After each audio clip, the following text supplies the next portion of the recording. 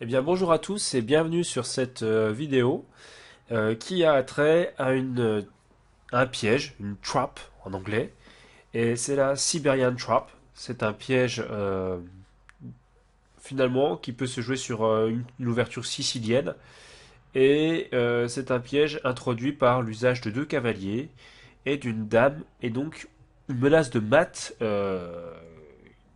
et si on fait pas attention qui peut devenir extrêmement dangereuse.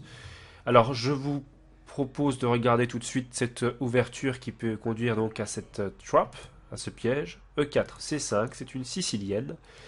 D4, CD4, C3, DC3. Donc vous reconnaissez cette ouverture. Donc E4, C5, sicilienne.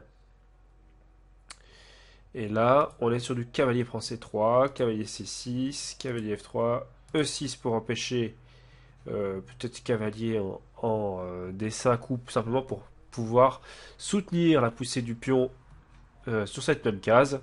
Fou C4, donc une case qui contrôle à nouveau cette fameuse case clé D5 et Dame C7. Alors là, on se demande pourquoi les noirs jouent Dame C7. Certes, la Dame est active, mais finalement, son rôle en D8 pour la poussée du pion D5, on aurait plus pensé cavalier F6 pour essayer de soutenir cette poussée. Dame C7 est un coup un peu curieux. Les blancs jouent le petit roc et après cavalier F6 des noirs, les blancs jouent donc le coup Dame 2 pour menacer cette fois-ci la poussée en E5. Pion protégé par le cavalier F3 et par la dame en E2. À cela, les noirs jouent un coup très curieux, cavalier G4. C'est alors que la menace apparaît